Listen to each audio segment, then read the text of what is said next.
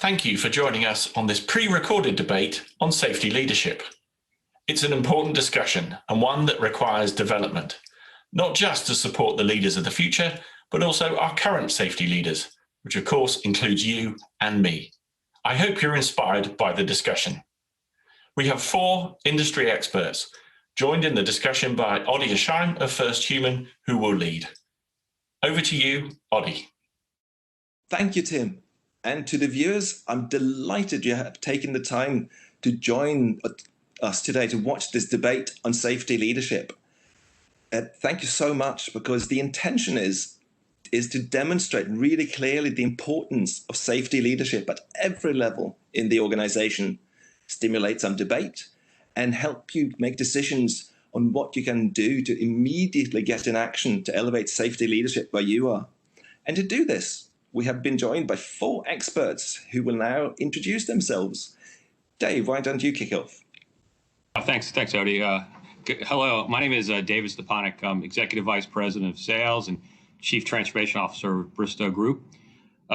This recent appointment, I was the Chief Operating Officer since the merger of Era and Bristow. And in my past, I worked for PHI in senior roles in chief sales and as the president of the Americas division, and 20 years at Sikorsky Aircraft prior to that. So deep background in helicopter industry, a little over 35 years. Thanks. Happy to be here. Thank you. And Muriel. Hello. So my name is Muriel Barnier. And I am the program director of the Safety Leadership Academy of SPE, which stands for Society of Petroleum Engineers, and CEDEP, which is the European Center for Executive Development. So I have about 12, 14 years of experience in the oil and gas industry. And I also lead a company in HSE learning and communications. Very happy to be with you today. Thank you very much. John. Thanks. Great to be with you. My name's John Franklin. I'm Head of Safety Promotion at the European Aviation Safety Agency, EASA, in Cologne. I've been here at EASA for 11 years now.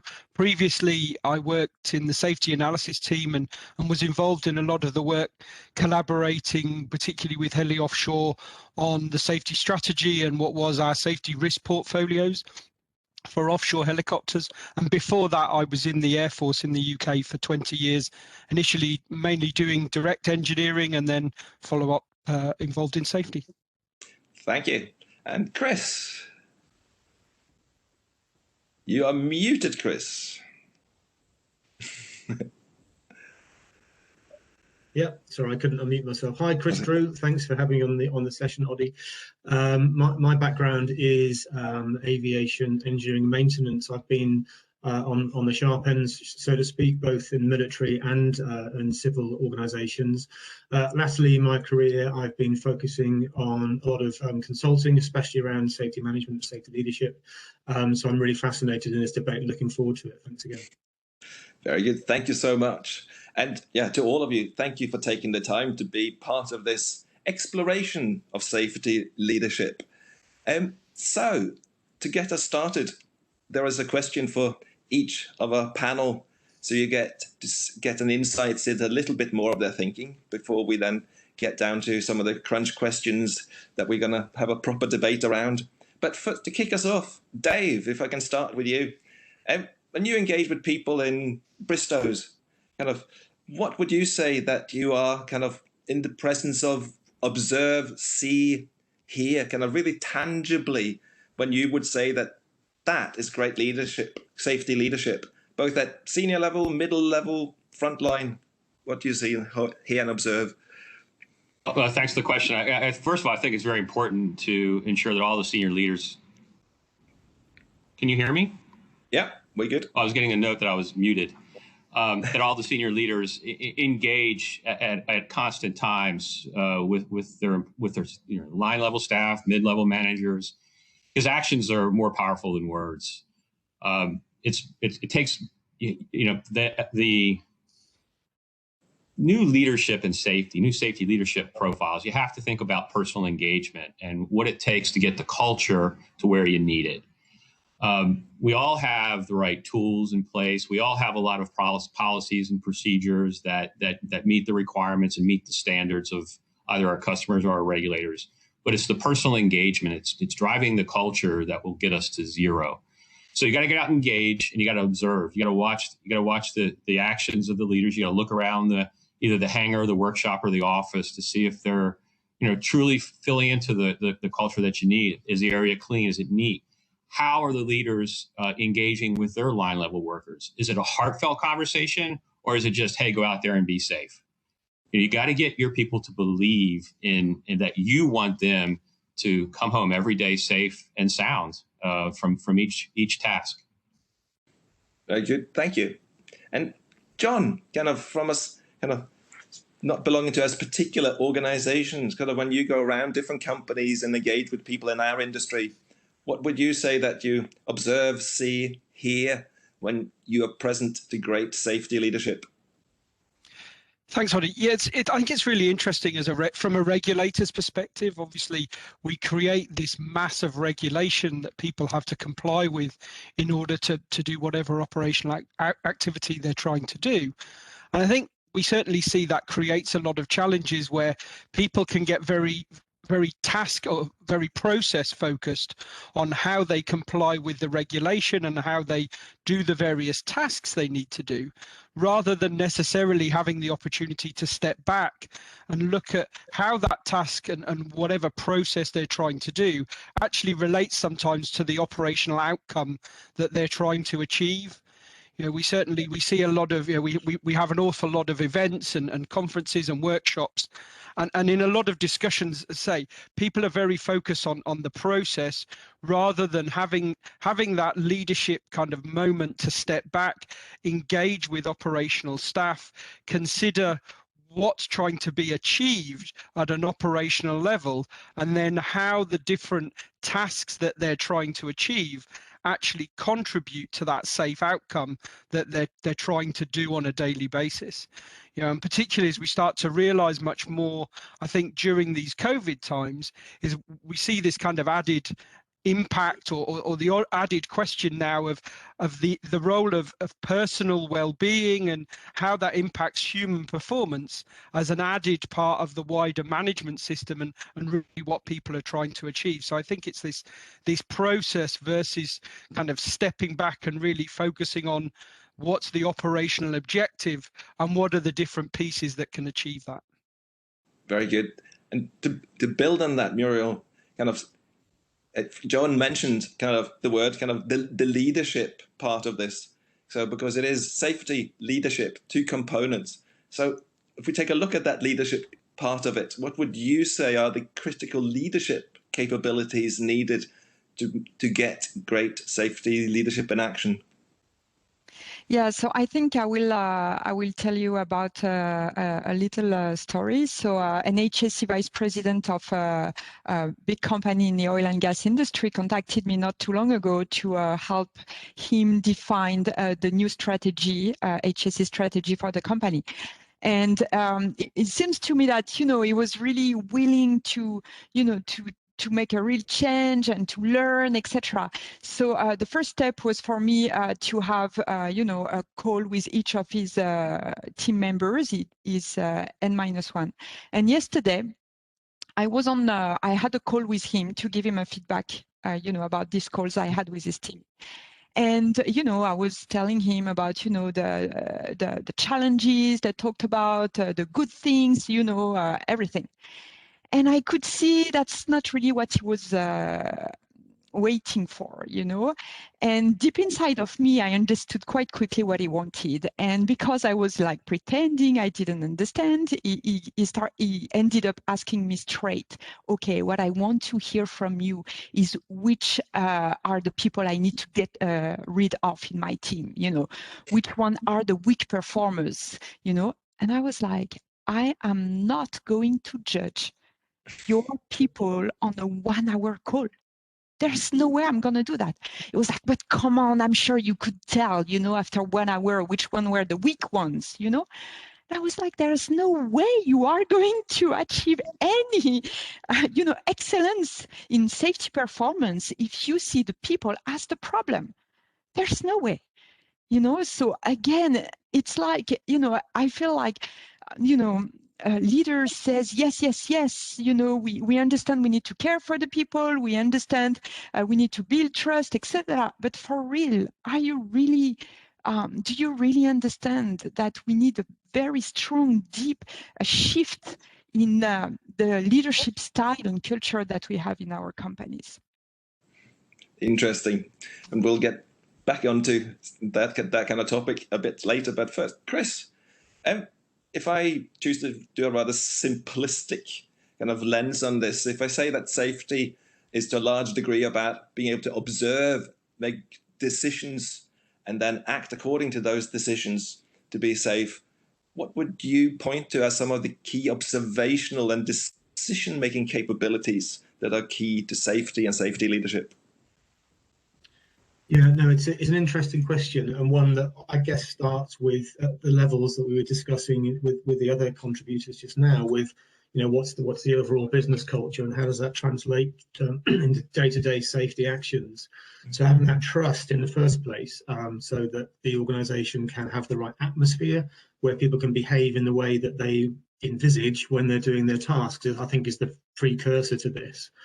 I think then, in my observations, in my time, in the organisations I've been in, when you see leadership at the working level, the frontline level, it's really noticeable. It really jumps out at you as something special and something to be nurtured and really encouraged.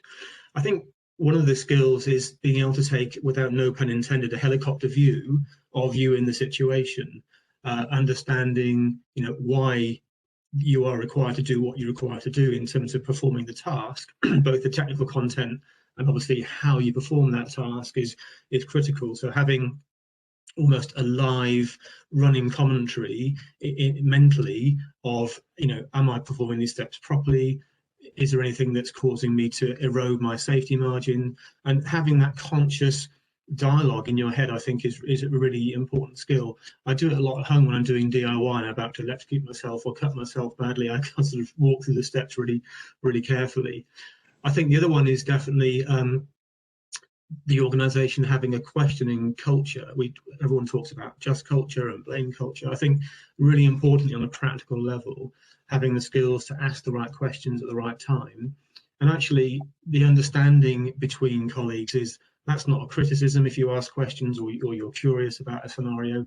It's kind of a I've got your back approach. So if I'm asking about a safety scenario I'm not sure about, it's not because I'm being judgmental, I'm not blaming anybody for anything, but actually I've got our backs, or I've got your back if I'm asking you a question about a safety scenario. I think we should just stop and pause before we proceed. Other things that I think translate really well from theory into practice are being conscious of the say-do gap. So we say we do this in our procedures, the posters on the wall say that we do this, and actually what I'm seeing is we're doing something different. So I either need to report that formally or in the moment intervene in that I've got your back kind of style, making sure it's a positive kind of approach, not a negative one.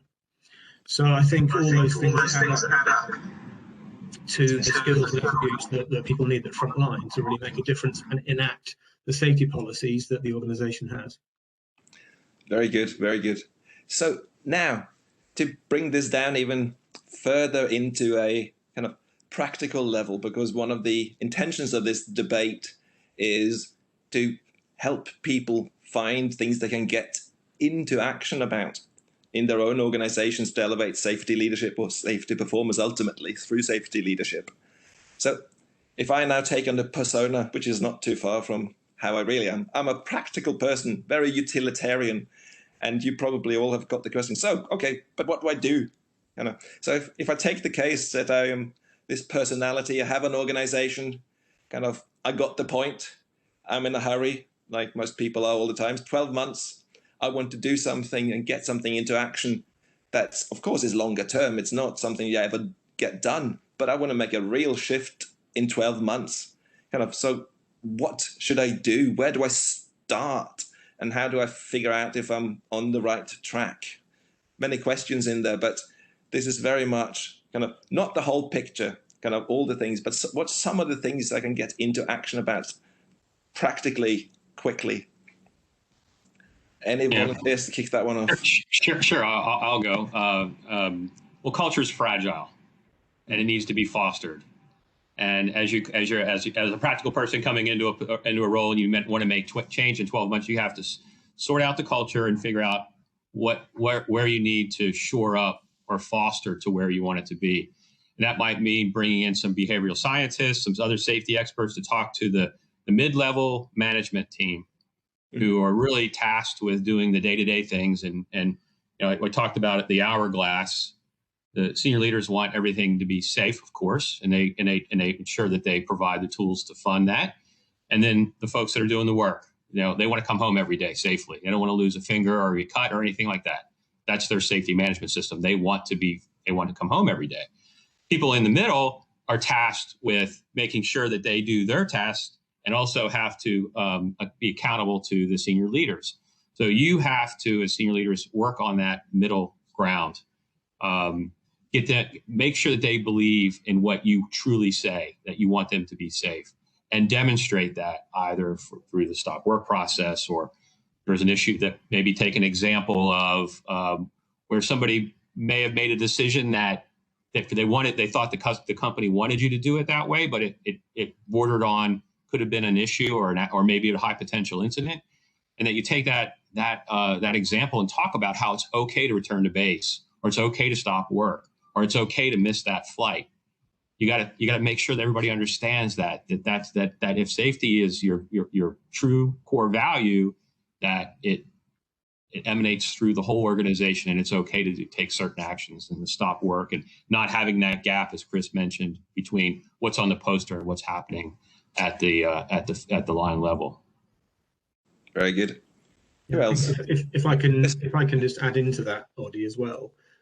It's how do you extend that in pragmatic and practical terms in all the scenarios that you need to consider.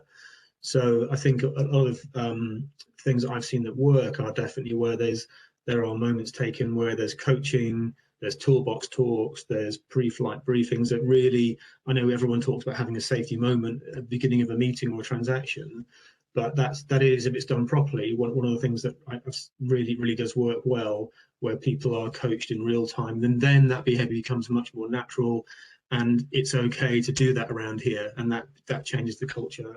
But getting that momentum straight off the back of what Dave was just mentioning there is vital, I think. John? Yeah.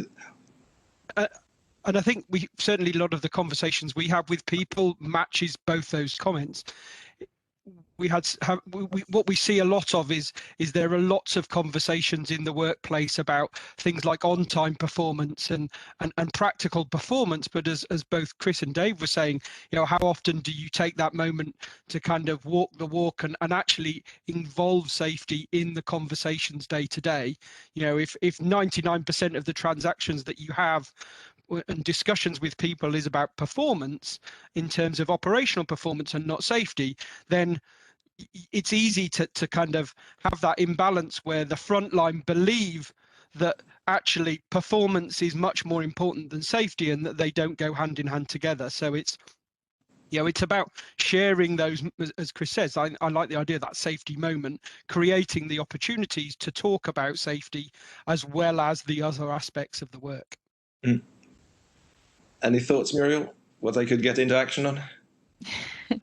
Yes, I think what I'm hearing is about trust, and I agree so much. It's all about focusing first on creating trust, and you know, it's coming back to the story I was saying. For example, I mean, how can you expect people to trust, you know, the company and trust the managers if yourself as a leader, you don't even trust your own team, you know?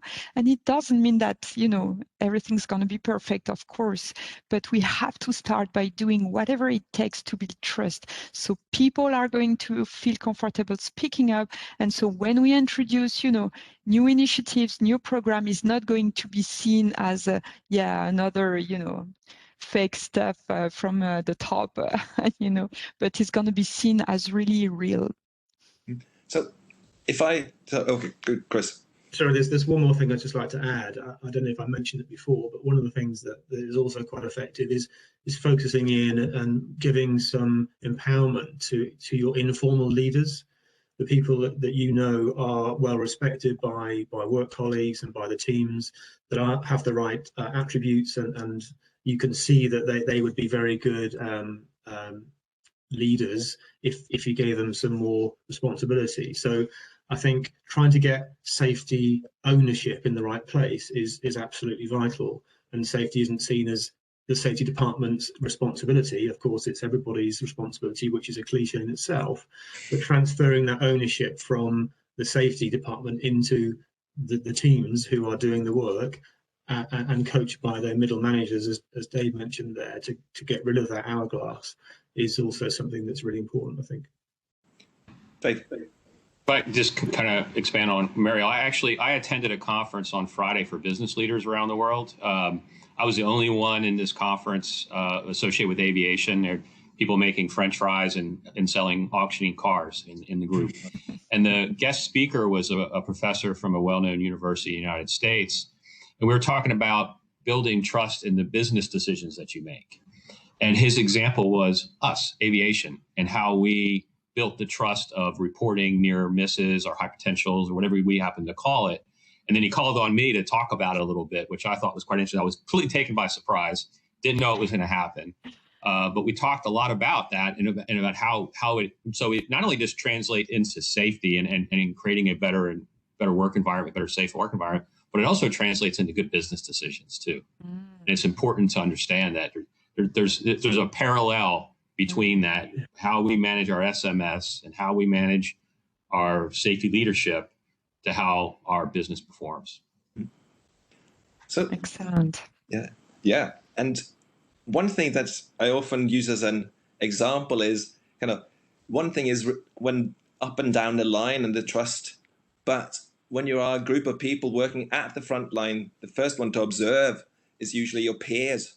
And it's a bit like teenagers in a car driving recklessly, but it's really hard to call your mate out when they're doing something. That takes both courage and having the level of trust. How do you create that along across the organization as peer groups in the front line, that it's okay to call your mate on something?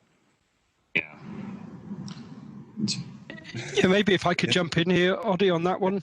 And I think, I've seen this previously when I was in the military, and also as we go around different organizations and we hear many different things. And I think there's certainly one part of that is we talked about the middle level management, and I've seen that in the past in various different places where the behaviors, the negative behaviors that we don't want to see are condoned as a positive aspect of getting the job done.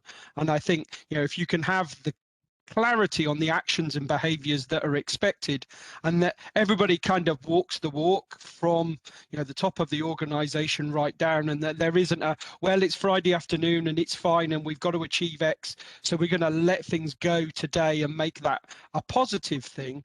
I think the more you can guard against where those moments might occur, where the guard comes down and you cut the corners and say it's okay. And I think the more you can identify those kinds of moments, and make them into more positive experiences in terms of safety, then it really helps to solve that problem, I think. Very good.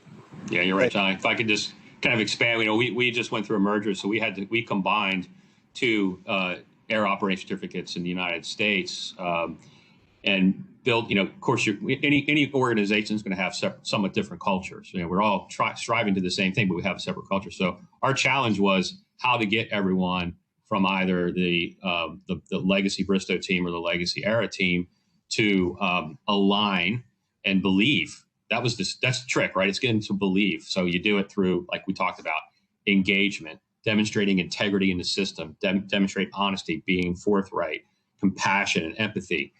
And you just got to continue that process on a daily basis through messaging, through visits. You got to be visible, either now today on on video or actually coming down and socially distancing at the field level. I think if I may just add to that, Yeah. there's obviously some things that are intuitive and they build up in terms of the culture and the behaviours and the reinforcement of behaviours daily. But I think on the structural side as well, there's something that has to go hand in hand with that is how people are measured and rewarded and recognised for those different behaviours. So where you've got the hourglass effect with middle managers being squeezed for production when they need to protect the organisation as well, then a balanced scorecard of their responsibilities and accountabilities that would include safety has to be really clear and enacted. And I think on the other side is education and competence development. You know, moving people that may be unconsciously incompetent, they don't understand what they don't understand when you say safety or risk or whatever it may be, and so making sure you're level setting first, and then getting the right behaviours in place and the right mechanisms. They have to go hand in hand, I think. So there's the management system stuff behind all this as well, obviously, that needs to be in place. Completely. You don't want to just reward the heroes, because I mean, I think back on my career, specifically in the military as an avionics technician, sometimes some of the things that I did back in the 80s, I would never do again. But you learn those lessons. But I was trying to get the flight out or trying to do this, and so the ends don't necessarily justify the means. You have to make sure you have processes and policies to surround that. But you, Muriel, kind of how to build that relationship between peers at the front line so people can actually have the conversations they need to have with their workmates. So, I will be very honest with you. I still struggle to intervene when I see unsafe behaviors. And I'm quite ashamed to say now you're thinking, why did we invite her? But I'm really honest with you. And, as you were, talking about that, I was like, nodding, yes, we need to speak up and, it's hard, but we need to do it. And I was like, actually, I still struggle. And when I do field visits, I want to connect. I want to build these relationships and this trust. And I feel like, if I, intervene because the guy is not having a safe attitude, I might, not damage the new relationship that I'm trying to build. So I just want to say that, I understand it's very hard and it's hard for all of us, and we need to, to acknowledge that. But still, we need to continue to try to find ways to do it. So I found myself, for example, starting to say, okay, I really need to intervene. Okay, so going to the people and say, actually, how would you want people to intervene? What would you want people to tell you? How would you want people to say that, maybe what you're doing is not really safe? And so by asking this question, I actually, I had situations where people started to laugh and say, yeah, okay, I get the point. So actually, if you were telling me this way or that way, I would not, I would accept it, fine, and so I was thinking, actually it works, and now this is something I do, and I advise people to do that. Maybe if you ask people, how would you want people to intervene, with you and tell you. So I don't know. That's again, I also struggle with it, but but that's beautiful. I love that you put it, and it links so clearly back to something I'm adhering to and try to be adherent to, and what Chris said, a questioning culture, kind of, because my assertion is once you think you've figured it out, then the danger starts. If you think that this is the way to do something or this is how to be safe, danger, big bells, because everything shifts all the time. Just the way you get out of bed in the morning, to industry changes, to everything. You think you know somebody one day, the next day the world is slightly different for that person. So the ability to keep asking questions of each other and be allowed, I think, is really, really important. I think there's something there, Audie, as well about some of the voluntary observational schemes that are out there, like maintenance LOSA, where people get used to those observational processes, and that kind of is a segue into that questioning scenario, just to ask people why do you do it that way around here, and you get all sorts of things that come out of those conversations. So I think that there's lots of strategies here, from policy to procedure to voluntary observational processes, training, coaching, and there's just a suite of things that need to be done day in, day out. And it's going to be a case of incremental gains, isn't it? I don't think there'll be a moment where you think it's done and it's dusted. It's just going to be a continual incremental gains situation, I think, with all those different strategies. So, John, LOSA is a powerful tool as well as a lot of other things. And Marielle, I think a lot of us still have reservations when we intervene. It's tough. It's difficult. It's human nature. You know, we work in a group of highly professional, highly trained people, and you observe something, and being inquisitive either in safety and or business is vital. And how you approach it with some compassion, and it's tough. It's tough for all of us. Don't think you're alone. Thank you. And actually, kind of following on from that, one of the interesting things we start to observe, you see people with these, we create these moments for reflection, things like LOSA and similar processes. But actually, one of the biggest challenges we see at a leadership level is between the kind of operational management and the more senior leadership is actually how do you create those moments where they don't exist in a formal process like LOSA?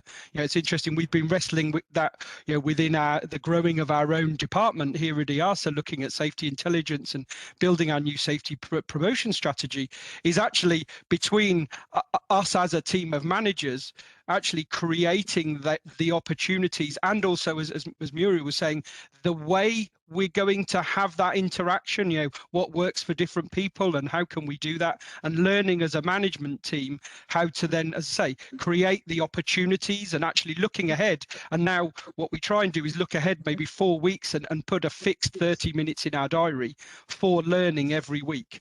That it kind of forces us to do it when everything else kind of falls apart and there's lots of other things happening. How can we create that moment and make sure it's something we keep? And then how do we actually do that and build our relationship as a team to do that? And I think that we've learned a lot of lessons from that. I think it's been really interesting. John, that's great. It actually sparked an idea in my head. Just culture and culture emanates through the entire organization at the senior leaders as well. And you have to, as senior leaders in your peer group, have the ability to have the freedom to talk about things and bounce ideas off, because you're where the buck stops effectively. So how do you check on yourself? Are you using a safety leader coach? Are you using another business coach? Or are you using your peers?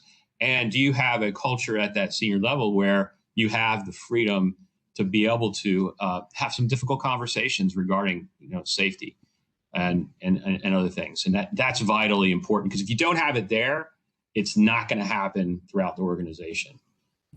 Very good. So, in the interest of time, I would love to go on. I'm kind of slightly upset that we have to stop at this moment in time, but that's all the time we've been allocated at this occasion.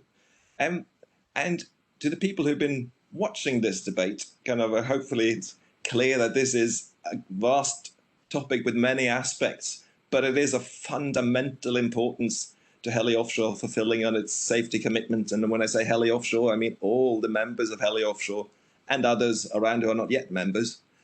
And there are experts on hand. There is help and places to go, so you can get into action immediately. I know all the 4 people on this call have said they are absolutely happy to be contacted to follow up, get more thoughts, because it's very clear there's not just people who talk well about this. There's a deep commitment to this topic amongst all of us. So we are here. So thank you for taking the time to listen. And please now use this debate, the thoughts you had, the ideas you got, to engage with your colleagues and see if you can find places where you can get into action wherever you are, for yourself. Requests to be made to your leadership, or things to take to your people on the front line, whichever access you have, to start making shifts, asking good questions and getting into interesting discussions that highlight things so we can move forward. So thank you again for taking the time, and look forward to hearing what you're up to next as a result of this.